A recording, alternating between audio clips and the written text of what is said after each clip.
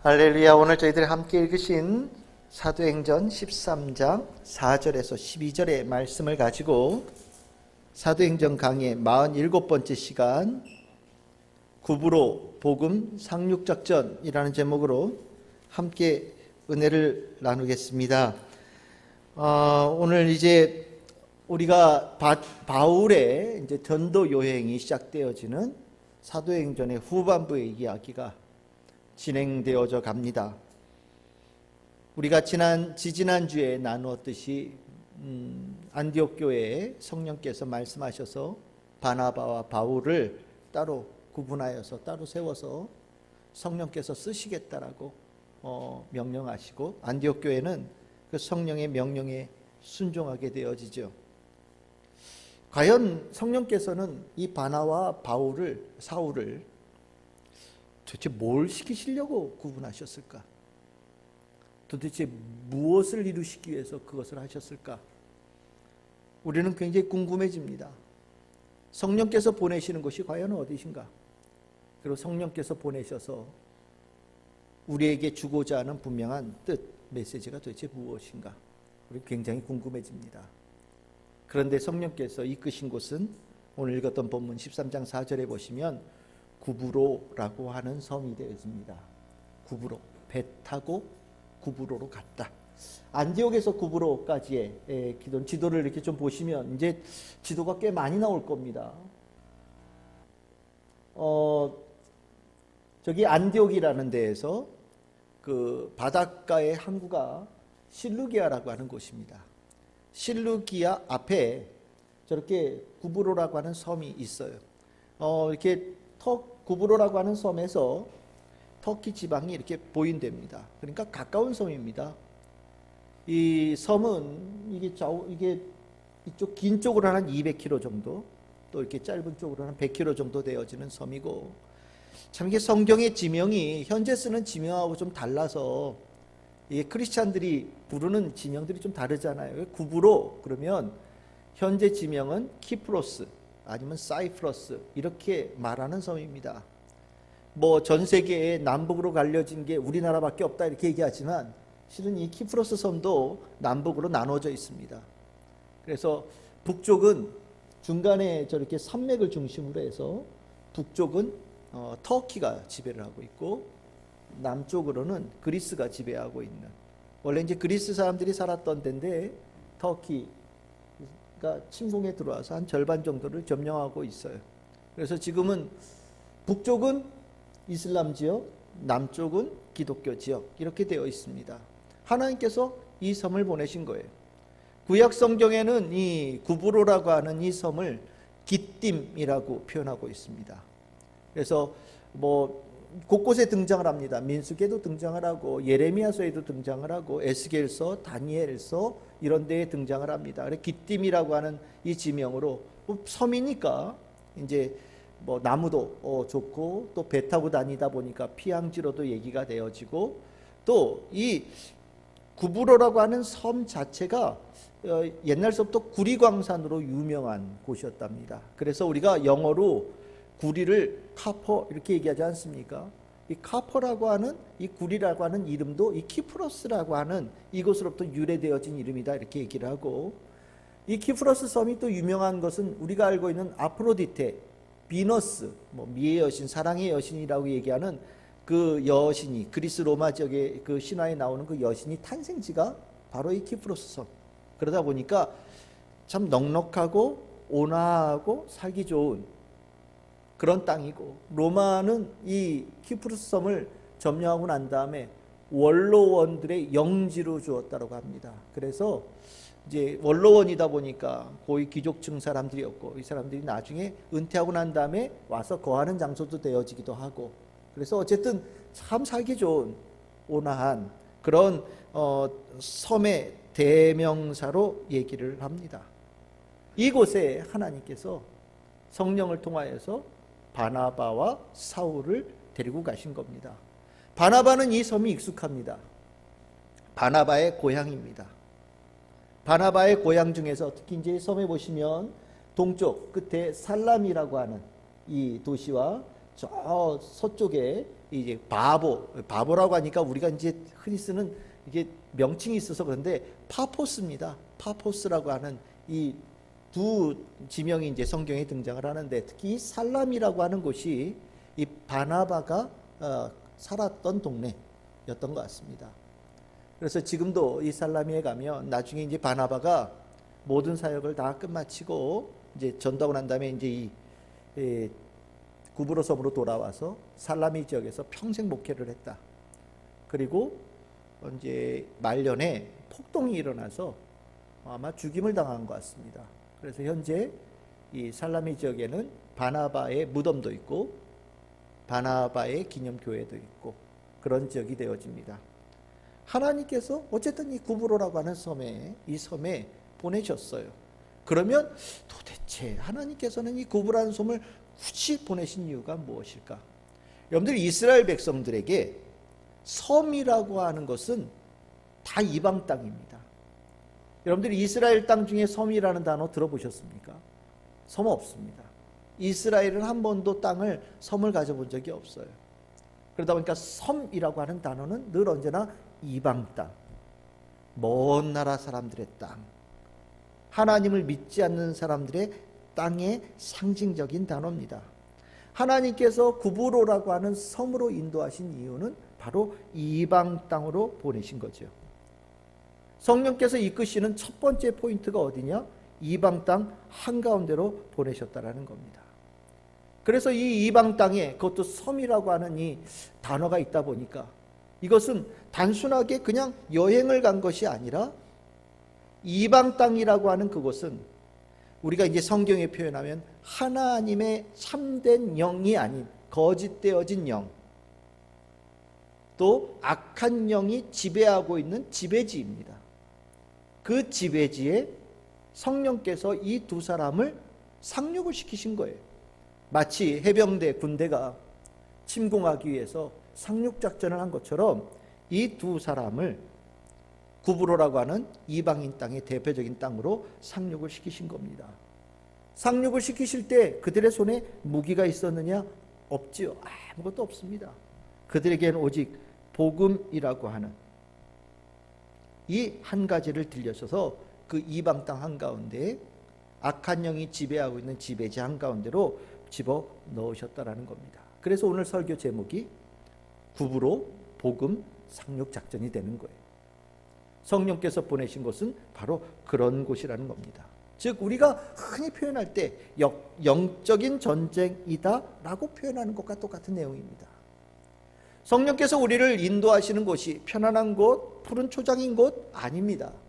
꼭 기억하셔야 될 것은 하나님의 사람을 성령께서 이끌어 가시는 곳은 악한 영이 지배하고 있는, 거짓된 영이 지배하고 있는 괴로움과 압제당하는 땅으로 보내신다라는 겁니다. 이게 첫 번째 성령께서 이끄신 포인트예요.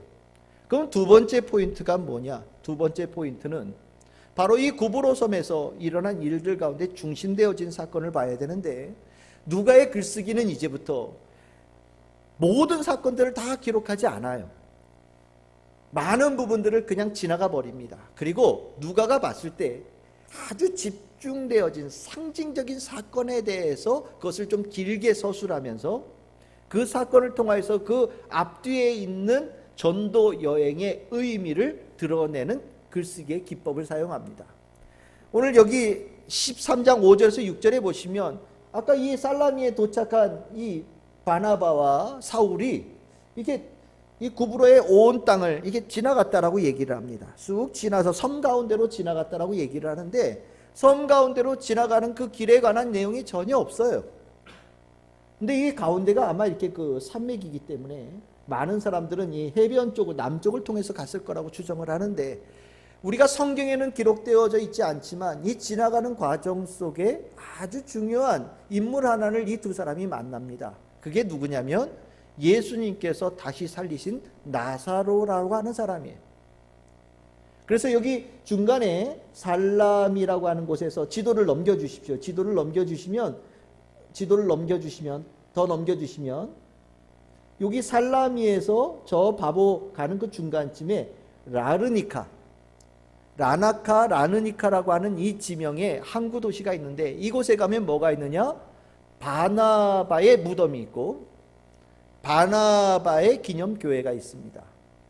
이게 이제 전승에 의하면 바나바가 이곳에 부활되어지고 난 다음에 예수님께서 다시 살리신 다음에 구브로로 건너왔고 바나바와 사울이 이 살라미를 통하여서 바보로 가는 동안에 이 바나바를 만났다라는 거예요. 그리고 그 바나바가 그 나사로가 예수가 살리신 예수의 친구 나사로라는 것을 확인한 다음에 이 두 사람이 나사로에게 안수하여서 장로를 삼고 죽을 때까지 나사로는 이 구브로 섬 라르니카에서 목회를 했다라고 얘기를 합니다. 그래서 지금도 그 교회 지하에 가면 나사로의 무덤, 이제 두 번째 무덤이죠. 무덤이 있다라고 얘기하는데 아마 이런 과정 속에서 여러 가지 일들을 했던 것 같아요. 가는 곳들마다 유대인들이 사는 곳에 가서 회당에 가서 복음도 전하고 여러 가지 일을 했지만 누가는 그 부분에 전혀 기록하지 않고 있어요. 왜냐? 한 군데에 초점을 맞추기 위해서예요. 그러면 그 초점을 맞추기 위한 것이 무엇이냐? 바로 바보라고 하는 곳에, 지금 이게 아까 그 교회고요. 그 다음에 이거는 나사로의 무덤입니다. 그 다음에 넘어가면 이제 그 바보라는 곳에 만난 사람이 누구냐? 총독인 서기오 바울이라고 하는 사람이에요. 구브로 섬에서 있었던 많은 일들이 있었지만 누가는 바보라고 하는 곳에 있는 총독 서기오 바울에게 일어난 일들이 가장 중요한 초점을 맞춰야 될 일이라고 본 겁니다. 그러면 이 서기오 바울이라고 하는 사람이 왜 중요하냐? 이 서기오 바울에 대한 표현할 때 이렇게 표현합니다. 지혜로운 사람이다. 지혜로운 사람이다. 그럼 이 지혜로운 사람이라는 게 뭐냐면 진리에 대한 갈구를 가지고 있고 자기가 어떻게 살아야 되는지에 대한 그 구원받음에 대한 열망을 가지고 있는 사람이라는 겁니다. 성령께서 바나바와 사울을 이끄셔서 구브로 섬에 보내셨는데 그 이방 땅 한가운데 어떤 사람이 있느냐? 하나님, 예수님, 진리, 구원, 복음을 갈망하는 어떤 사람이 있다라는 것을 보여주고 그를 만나기 위해서 보내셨다라는 겁니다. 우리가 여기서 이제 느낌이 서기오 바울 그러니까 우리가 익숙하게 알고 있는 이름이 등장을 하죠. 서기오 바울. 참 이 바울이라는 이름 나중에 말씀드리겠지만 이 서기오 바울이라는 사람은 꽤나 유명한 사람이었던 것 같습니다. 영향력도 있는 사람이고 그래서 바울이라고 하는 것은 우리로 따지면 성입니다. 우리는 성이 많지 않잖아요. 김씨 굉장히 많고 이씨 굉장히 많고 박씨, 최씨 굉장히 많은데 서양 사람들은 성이 다양해요. 그래서 성만 가지고도 그 사람이 웬만큼 얘기할 수 있고 서기오라고 하는 것은 우리로 따지면 본관을 얘기하는 겁니다. 어디 김씨, 어디 이씨 이런 것처럼 본관을 얘기하는 거예요. 그래서 서기오 바울 그러면 본관을 얘기하는 거고 그 사람의 성을 얘기하는 겁니다. 그래서 이 사람의 이름은 뭘까? 루시오라고 합니다. 루시오 서기오 바울. 이 사람의 이름입니다. 어쨌든 이 사람을 만나게 하게 되었지에 만드시는데 성령께서는 이방 땅에 이런 사람들이 있다라는 것을 바울과 바나바에게 깨닫게 하기를 원하신다라는 거죠. 기다리고 있다라는 겁니다. 이게 두 번째 포인트예요. 그럼 세 번째 포인트는 뭐냐? 그 사람 주변에 어떤 사람이 있느냐? 13장 6절과 8절에 보시면 이런 얘기를 합니다. 바예수라고 하는 거짓 선지자 마술사가 있다. 그 마술사의 이름은 엘루마라고 한다. 참 복잡하게 설명을 하고 있는데 바예수 참 이것도 참 의외죠. 우리가 아까 바울이라는 이름도 참 의외인 이방인의 이름 가운데서 등장을 하지만 여기도 예수라는 이름에 대해서 정말 예상하지 않은 곳에서 예수라는 이름이 나와요. 바라고 하는 것은 아들이라는 뜻이에요. 그러니까 예수의 아들이라는 겁니다. 예수의 아들. 엘루마라고 하는 것은 아람어로 마법사 이런 뜻이에요. 그러니까 엘루마라고 흔히 불려지는 이름을 가졌던 사람인 것 같아요. 근데 이 사람은 유대인이에요. 그러니까 유대인으로서 바예수, 다른 사람의 인식으로 봤을 때는 마치 예수를 따르는 사람 혹시 아닐까라는 생각이 들 정도로, 또 때에 따라서는 아주 유대인의 그 특별한 영성을 가지고 있는 사람인 것처럼 느껴지는 사람인데, 이 사람은 마술사다. 이 마술사는 마귀 이렇게 얘기하는데, 마귀가 아니라 마귀라고 하는 건데, 이건 뭐냐면 점성술하는 사람이고요.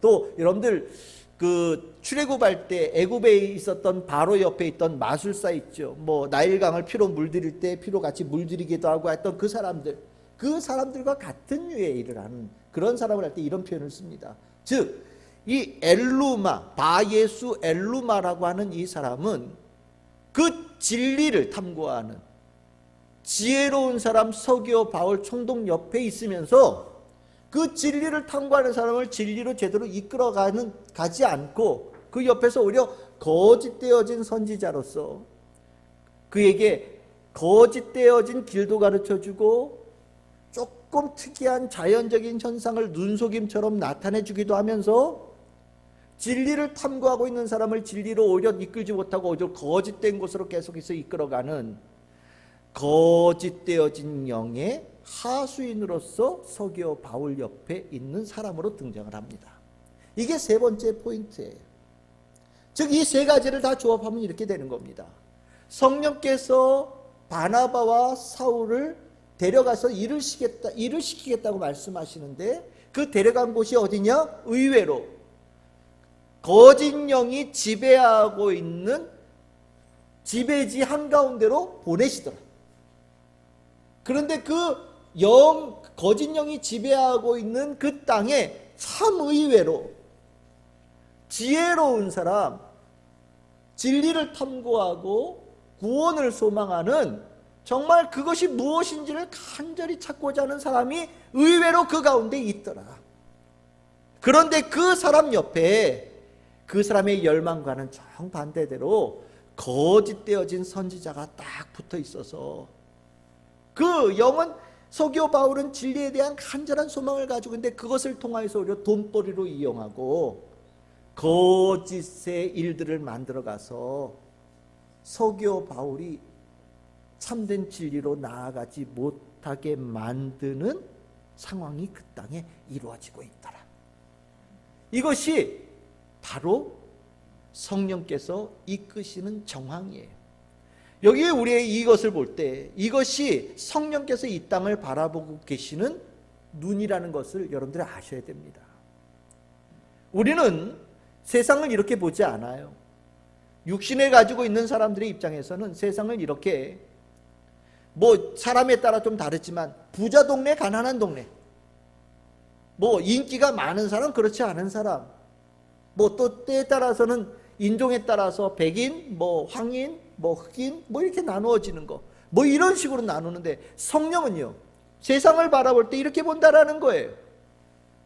주님으로 인하여서 해방되어진 사람들의 땅과 아직 주님에 의해서 해방되어지지 않은 땅으로 나누어서 보시고, 성령께서는 이제 그 주님으로 인하여서 해방되어지지 않는 땅에 하나님의 사람을 세우시고 보내셔서 그 땅을 적극적으로 침공해 들어가는 공세의 작전을 펼치시기로 작정하셨다라는 것을 이 구브로의 상륙작전을 통해서 보여주신다라는 겁니다. 우리가 전도, 선교 이렇게 얘기하는데, 전도와 선교의 본질적인 의미가 뭐냐? 바로 이겁니다. 진리를 찾고 생명을 찾고 구원을 찾는 이들이 어딘가 있다라는 거예요. 우리 눈에는 보이지 않지만 하나님의 눈에는 그들이 보인다라는 겁니다. 그런데 그들은 악한 영과 거짓되어진 영에 사로잡혀서 진리를 탐구하는 것이 늘 마음속에 있지만 진리에 절대 이르지 못하고 오히려 진리로부터 멀어져가는 길을 가고 있다라는 겁니다. 그리고 그것을 안타깝게 여기시는 하나님께서 성령을 통하여 하나님의 사람들을, 그 진리를 탐구하는 그 사람을 만날 수 있도록 보내시고 그들을 해방시키시고 구원시키시는 것이 성령의 인도하심의 목표지라는 것을 분명하게 전하고 있는 겁니다. 해방이에요. 전도는 해방이고 선교는 해방이고 구원입니다. 그 해방의 기쁨과 감사함을 알고 있는 사람들이 그 해방의 기쁨과 감사함을 전해주는 일이 전도고 선교예요. 그러면 그 이방 땅 한가운데 악한 영이 지배하고 있는 지배지 한가운데 이 두 사람이 성령의 인도하심을 받아서 상륙해서 들어갈 때 그 작전의 과정은 어떨까? 절대 편하지 않겠죠. 사단이 그렇게, 악한 영이 그렇게 쉽게 자기의 지배지를 내놓지 않는다라는 거예요.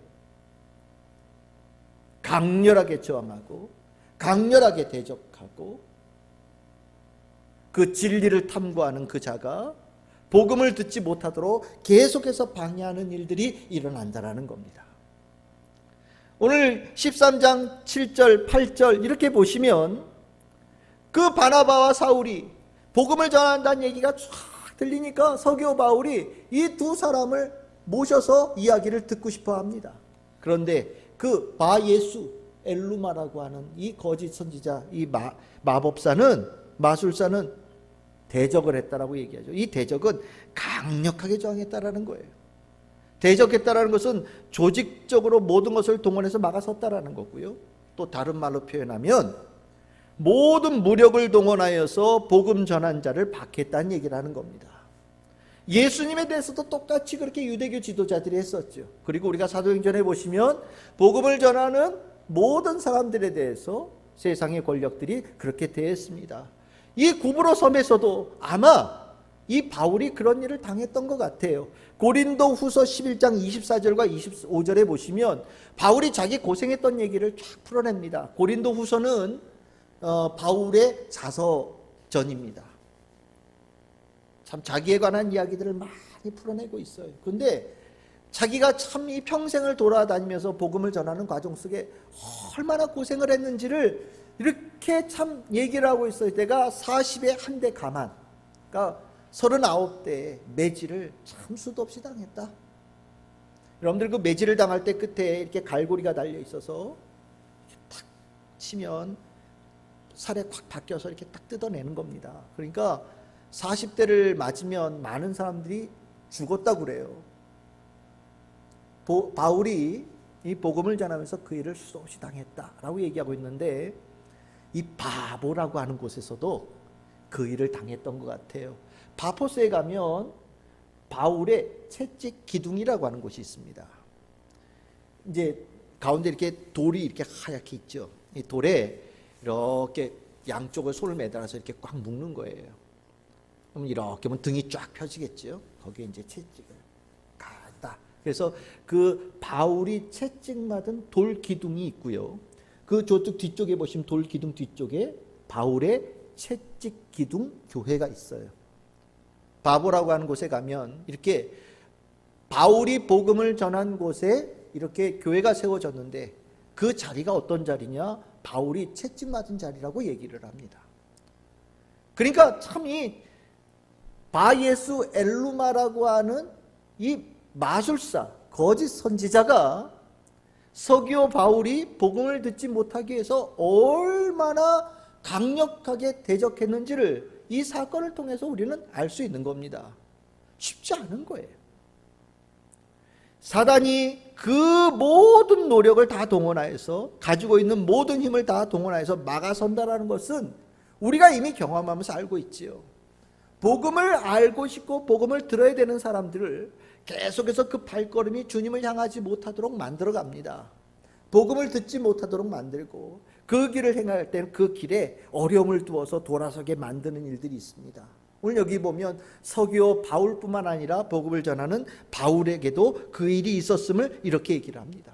하지만 이 부분에 대해서 바울은 어떻게 했을까? 40대에 한 대 감하는 이런 채찍질을 맞으면서도 사울은 복음을 전하는 데 있어서 타협, 협상하지 않았어요. 왜 그랬을까요? 왜 사울은 그 채찍질을 당하면서도 서기오 바울을 향한 발걸음을 멈추지 않고 그 대적하는 모든 세력을 뚫고 서기오 바울로 나아갔을까요? 그것은 딱 한 가지 이유입니다. 그것은 하나님께서 서기오 바울을 구원하기를 원하신다는 것을 분명히 알았기 때문입니다. 하나님께서 서기오 바울을, 예수님께서 서기오 바울을 분명하게 구원하기를 원하신다는 것을 사울은 본 거예요. 그것을 어떻게 알았느냐? 사울에 대해서 얘기할 때 13장 9절에 이렇게 표현합니다. 성령이 충만하였다. 성령의 이끌림을 받아서 이 구브로 섬에 왔고 여러 가지 루트를 통해서 바보까지 와서 서기오 바울을 딱 저 멀리서 보니 그곳이 성령께서 이끄신 목적지라는 것을 깨달은 거예요. 그리고 그 가운데 성령이 충만하여서 그 성령이 충만한 가운데 이곳이 하나님께서 이끄신 그 목적지 대상인 것을 확신하게 된 겁니다. 성령이 충만하였다라는 것은 성령의 감화 감동이 크게 일어났다라는 거예요. 우리가 전도를 하거나 우리가 선교를 할 때 하나님께서 이끄신 곳에 가면 우리의 마음이 아니라 하나님의 마음이 채워집니다. 그 영혼을 향한 하나님의 마음, 그 영혼을 향한 하나님의 뜻이 복음을 전하는 자의 심령에 채워져요. 그래서 우리는 용기를 다해서 복음을 전하는 겁니다. 그냥 우리가 복음을 전해야 되니까 아무데나 가서 그냥 만나는 사람들 예수 믿으세요, 예수 믿으세요, 우리가 습관적으로 하는 것 같지만 정말 성령에 이끌려서 복음을 전할 때는 주님께서 오늘 만나기로 원하시는 목표지가 설정되어졌을 때 그 사람을 볼 때 내 안에 하나님의 마음이 충만해지는 역사가 일어나요. 그게 성령의 충만함입니다. 사울은 서기오 바울 앞에서 그것을 느낀 거예요. 이제 그러고 나니 하나님의 마음이 안에 충만해지고 저기가 성령께서 이끄신 목표라는 것을 분명히 알았으니 사울은 어떻게 해야 되겠습니까? 물러섬 없이 그것을 대적해서 나아가는 거예요. 아무리 강한 압제와 폭력으로 복음의 길을 막으려고 하고 주저하게 만들고 돌아서게 만들려고 할지라도 그곳에 주의 뜻이 있다는 것을 분명히 알은 이 사울은 오히려 그 악한 세력에 대해서 함께 맞서 싸우는 결전을 벌이기로 결단합니다. 그것에 대해서 성령은 어떻게 표현하고 있느냐? 19장 9절에 13장 9절에 이렇게 표현합니다. 노려보았다. 주목하였다. 뚫어지게 쳐다보았다라고 얘기를 해요. 이 뚫어지게 쳐다보았다라는 것은 무엇이냐면 단순하게 눈싸움을 했다는 얘기가 아닙니다. 이 뚫어지게 쳐다보았다라는 것은 무엇이냐면 그 속에 있는 그 복음을 맡고 있는 바예수 엘루마의 그 본질을 드러내게 하는 눈빛이었다라는 거예요. 서기오 바울 옆에 있는 그 사람이 그 지혜로운 사람, 진리를 탐구하는 그 사람을 제대로 된 진리로 이끌어가는 사람이 아니라는 것을 사도 바울이, 사울이 그 사람을 바라보면서 드러내게 했다라는 겁니다. 이 노려보았다라고 하는 것은 영적으로 그 사람의 있는 속에 있는 영과의 싸움을 벌였다라는 겁니다. 결국 어떻게 되느냐? 이 성령에 충만하여서 노려보고 주목하는 일들 가운데 이 안에 바예수 엘루마의 본질이 하나도 남김없이 다 드러나는 역사가 일어납니다. 13장 10절에 이렇게 표현하지요. 모든 거짓과 악행이 가득한 자다. 그리고 마귀의 자식이요 모든 의로움의 원수이고 하나님의 바른 길을 굽게 하는 자구나 라는 것을 사울이 노려보는 가운데에 바예수 엘루마의 정체가 완전히 드러나게 되어지는 일이 일어납니다.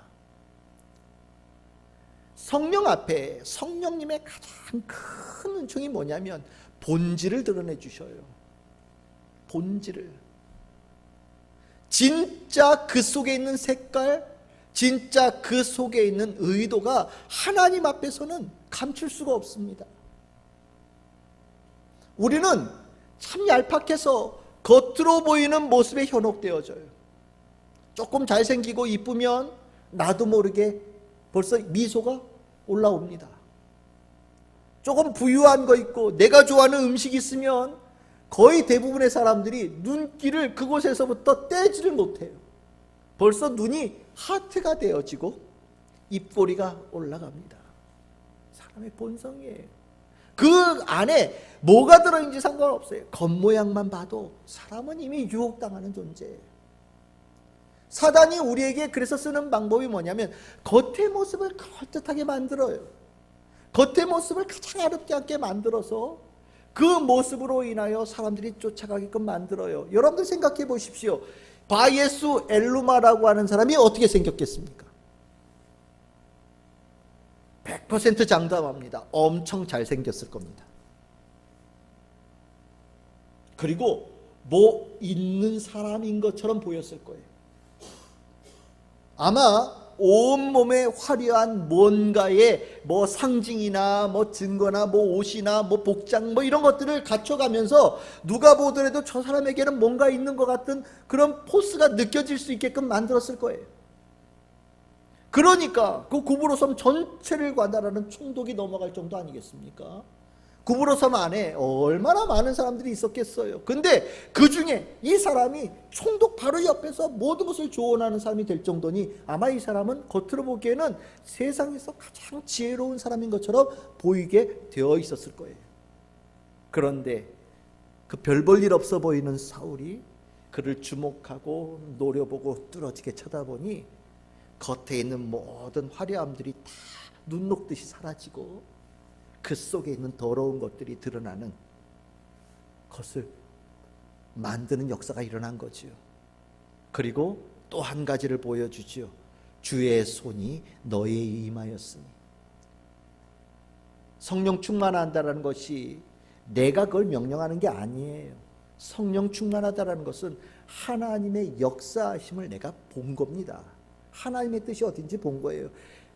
사울이 성령이 충만했더니 하나님의 손이 이미 그 바예수 엘루마를 치시려고 손이 그 위에 있다라는 것을 보고 있습니다. 그리고 그 바예수 엘루마에게 하나님께서 무엇을 하시려고 하는지를 내가 깨달았어요. 그래서 얘기하죠. 조만간에 네가 앞을 보지 못하게 될 거다. 그러고 났더니 정말 앞을 보지 못하는 사람이 되어졌어요. 이 사람이 원래 하는 일이 뭐라고요? 누군가가 저 어디로 가야 됩니까? 그럼 보여주는 사람이에요. 저 어떻게 해야 됩니까? 이렇게 해서 가르쳐주는 사람이에요. 그런데 이 사람의 본질이 뭡니까? 지 앞도 못 보는 사람이에요. 이게 이 사람의 본질이에요. 자기 앞도 보지 못하는 눈먼 인도자예요. 마태복음 23장 16절에 예수님께서 경고하셨던 그 눈먼 인도자가 바로 이 바예수 엘루마의 정체라는 겁니다. 여기서 우리는 분명히 깨닫죠. 성령께서 바나바와 사울을 구부로 이방 땅 사단의 지배지의 한가운데 집어넣으셔서 사단의 권세와 일전의 대결을 벌일 때에 성령에 충만하여서 그 권세와 맞서 싸우면 그 싸우는 과정 속에 무엇이 일어난다고요? 성령께서 승리의 역사를 주신다라고 분명하게 우리에게 가르쳐주고 있는 겁니다. 이게 성령의 인도하심의 중요한 포인트예요. 성령께서 우리를 이방 땅 가운데 거짓의 영의 지배지 한가운데 집어넣으신다는 것 여러분들 꼭 기억하셔야 돼요. 그리고 그곳에 기다리고 있는 사람들이 있어요. 하나님께서 만나게 하실 사람이 있어요. 근데 그 사람에게는 오랫동안 지배하고 있는, 방해하고 있는 거짓의 영의 하수꾼이 그 옆에서 그를 계속해서 흔들고 있는 존재가 있습니다. 그 사람은 힘이 있어요. 능력이 있어요. 모든 납치를 통하여서 복음을 전하는 걸 막아설 겁니다. 하지만 걱정하지 마십시오. 성령께서 이끄셨을 때에는 가서 죽으라고 보내시는 게 아니에요. 해방의 역사를 이루라고 보내신 것이고, 성령 충만함으로 보내어진 자는 해방의 역사를 이루는 기쁨도 없고 또 악한 영과 영의 세력과 싸워서 이길 수 있는 권세도 주님께서 부어주신다는 것을 분명하게 깨닫게 하시는 겁니다. 이제 구부로 시작이에요. 앞으로 가는 모든 것들에서 이 구부로에서 일어나는 일들이 계속해서 반복해서 일어날 겁니다. 만나는 사람들은 조금씩 다르겠죠. 하지만 일은 다 똑같아요. 다 무엇 같냐? 공세를 하는 겁니다. 성령께서 이 두 사람을 사용하셔서 계속해서 공세로 밀어붙이시는 거예요. 악한 영이 지배하고 있는 지배지에 이 두 사람을 상륙시키셔서 그 땅을 점령하고 그 땅을 해방시키는 땅으로 변화시키는 역사. 계속해서 이 두 사람은 주께서 보내시는 대로 가는 곳들마다 그 일을 이뤄내는 축복을 얻게 된다. 이것이 구브로의 사건을 통해서 우리에게 경험시키는 겁니다. 여러분들이 살아가는 매일의 삶은요, 푸른 초장으로 인도하시는 것은 그 다음 문제예요. 하나님의 사람은 오늘도 악한 영이 지배하고 있는 그 땅으로 여러분들을 보내십니다. 그래서 그 땅에 압제받고 신음하는 사람들을 해방시키는 역사를 이뤄내실 겁니다. 여러분들, 이 엘루마, 바예수 엘루마, 이 사람은 어떻게 됐을까요? 이 사람도 실은 서기오 바울과 같은 사람이에요. 주님 눈에 보길 때는 이 바예수 엘루마의 나쁜 사람이 아니라 그 사람을 지배하고 있는 악한 영의 문제지요. 잠시 동안 보지 못하게 한다는 것은 잠시 후에 눈을 다시 뜨게 된다는 얘기고, 잠시 후에 눈을 뜨게 되어지고 난다면, 이 사람이 그것을 통해서 깨달음을 얻었다면 누구처럼 돌아설 수 있을까요? 다메섹으로 가다가 예수님 만나서 앞을 보지 못하는 경험을 가졌던 사울처럼 예수를 따르는, 복음을 따르는 자가 될 수 있는 길을 분명히 저는 주셨을 거라고 믿습니다. 오늘 어쨌든 이 포커스는 서기오 바울이에요. 서기오 바울, 이 일을 통해서 무엇을 얻었느냐? 이제 더 이상 주변에 이 사람을 그릇된 길로 이끌어갈 사람은 이제 사라졌어요. 이제 더 이상 이 서기오 바울은 거짓된 영에 지배받는 자가 아닙니다. 그래서 13장 12절에 이렇게 얘기합니다. 총독은 모든 것을 보았고 믿었고 귀하게 여겼다라고 얘기하는데, 아주 열의를 가지고 사울과 바나바가 전하는 이 예수 그리스도의 복음을 다 받아들였다라고 얘기를 하는 겁니다. 우리가 무엇을 이 두 사람이 서기오 바울에게 전했을까? 우리가 지난주에 우리 설교 제목이 뭐였습니까? 십자가 신학이죠, 그렇죠? 십자가만이 참된 신학이다, 이렇게 이 말씀을 전했지요. 아마 이거 전했을 겁니다. 고린도서 2장 1절에서 2절에 보시면 바울이 복음을 전할 때 내가 단 늘 두 가지만 전한다. 뭐냐? 첫 번째는 예수 그리스도, 또 십자가에 그가 못 박히신 것. 이 두 가지가 영혼에 자유함을 주는, 해방을 주는 메시지예요. 우리가 지난주에 나누었듯이 이 신학이 있어야 우리에게 주시는, 성령께서 역사하셔서 우리의 영혼이 해방되어지는 기쁨이 있어요. 십자가 없는 구원은 없는 겁니다. 예수 그리스도의 보혈의 피가 없는 구원은 없는 거예요.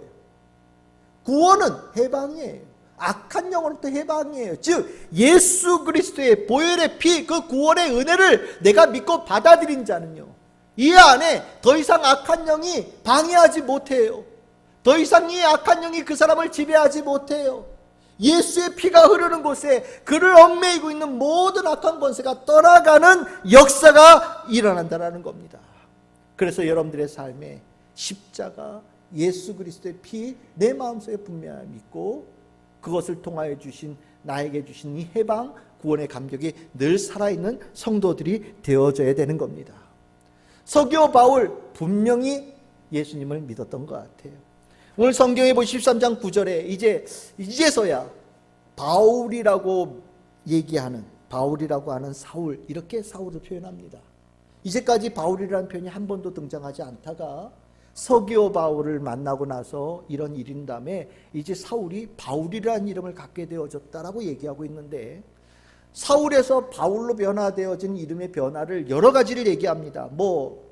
이제 성경에 우리가 보통 얘기할 때 어릴 때 히브리식 이름 하나하고 이렇게 로마식 이름 하나를 동시에 얻는다, 이렇게 얘기도 해서 이름이 처음에는 히브리식은 사울이고 로마식은 바울이다, 이렇게 얘기하는 경우들도 있고, 또 회심한 이후에 이제 이방인에 대한 전도를 하면서 바울이라는 이름을 이제 사용하게 되어졌다. 이제 원래 사울이라는 이름의 뜻은 구약 성경에 의하면 요구하였다, 이런 뜻이에요. 여러분들 사울 왕 아시죠? 사울이 어떻게 왕이 됐습니까? 이스라엘 백성들이 하나님 우리 왕 주세요 라고 막 요구했잖아요. 그래서 하나님께서 그것에 대해서 왕으로 세우신 사람이 사울 왕 아닙니까? 그래서 사울의 원래 뜻은 요구되어진 뭐 이런 뜻이에요. 그런데 이제 이게 어디서 나왔는지는 잘 모르겠는데 우리가 얘기할 때 사울이라는 뜻은 큰 자라는 뜻이다 라고 얘기를 하고, 바울이라는 뜻은 작은 자라는 뜻이다 이렇게 표현하면서 이제 작은 자가 되어서 복음을 전하는 자로 세워지는 신분의 변화를 얘기했다 이렇게 해석을 하기도 합니다. 그런데 저는 개인적으로 조금 다른 생각을 가지고 있어요. 그게 뭐냐면 서기오 바울이라는 이 바울 집안이 로마에서 유명한 집안이었던 것 같습니다.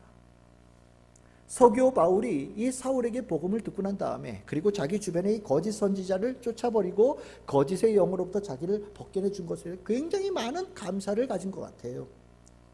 그래서 자기 집안의 가문의 이름을 이 사울에게 쓸 수 있도록 선물을 한 거 아닌가라는 생각이 들어요.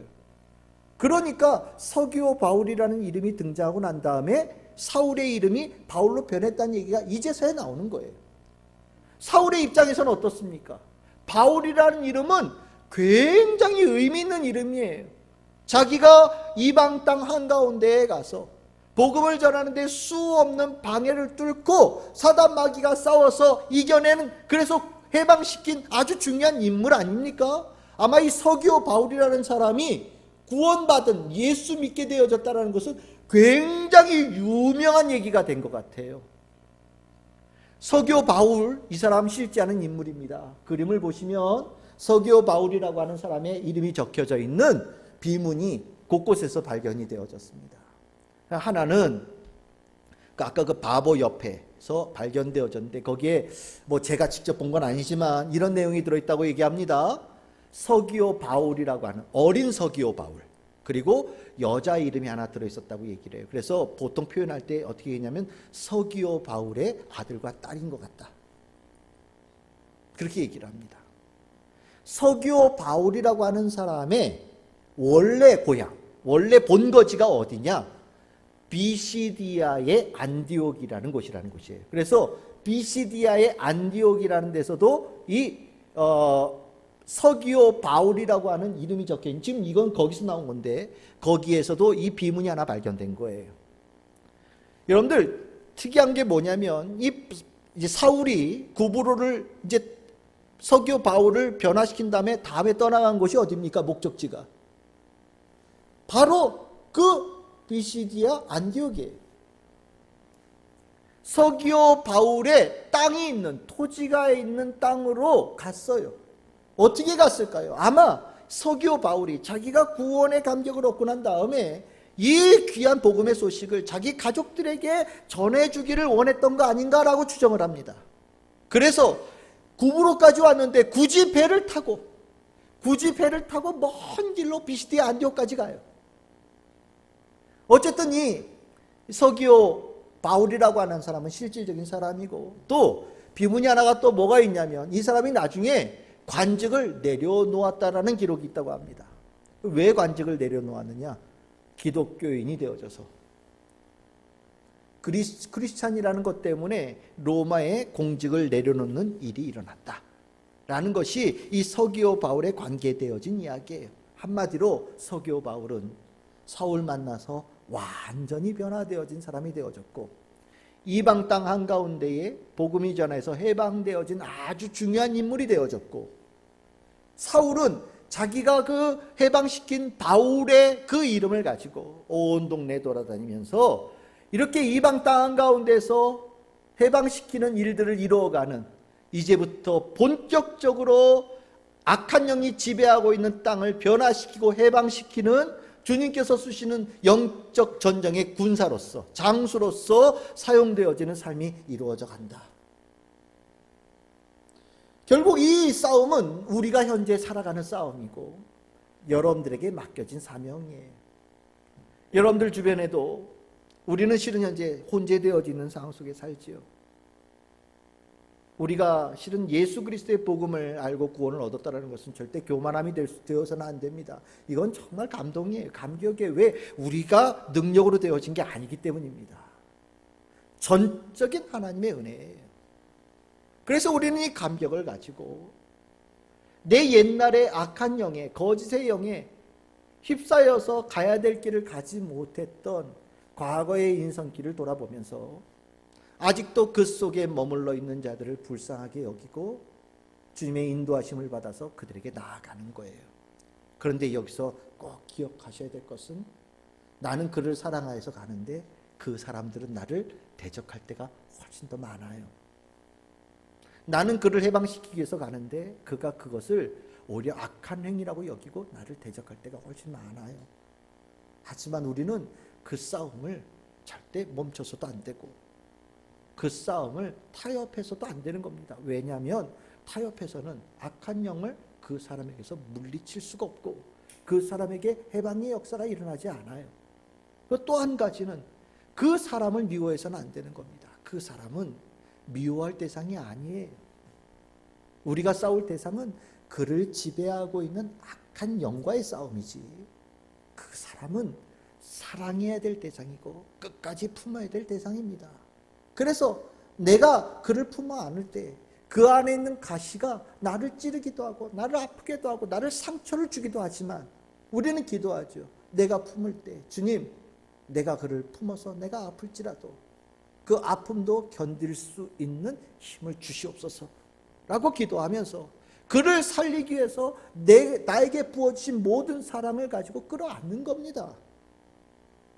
그 끌어안는 과정 속에 우리는 치열한 영적 전쟁의 싸움을 해가고 우리는 성령의 충만함을 통하여서 우리는 분명히 승리할 거고 우리를 통하여서 그 귀한 영혼은 해방되어지는 축복이 분명히 일어납니다. 바울은 그래서 이 일을 자기가 했고 또 자기를 따르는 사람들에게 이 일을 하기를 원하면서 너희들이 이 일을 할 때 이것을 꼭 기억하거라 라고 명심하거라 라고 주신 아주 귀한 말씀이 있죠. 아주 유명한 구절입니다. 에베소서 6장 10절에서 13절입니다. 오늘 이 말씀 우리 함께 읽으면서 오늘 설교를 마치겠습니다. 에베소서 6장 10절 13절에 보시면 너는 주 안에서 강건해야 된다. 그의 힘으로 강건해야 된다. 마귀의 관계가 있어서 그것을 대적하기 위해서 너희들에게 꼭 필요한 것은 뭐냐? 전신갑주를 입어야 된다. 하나님의 전신갑주를 입어야 된다. 하나님의 전신갑주를 입고 싸워라. 영적인 대상을 향해서 싸워라. 혈과 육과 싸우는 것이 아니다. 그들을 미워하지 말아라. 그들을 사랑하거라. 그들을 지배하고 있는 악한 영과의 싸움이다. 반드시 너희들 함께 하실 거다. 주님께서 함께 하실 거다.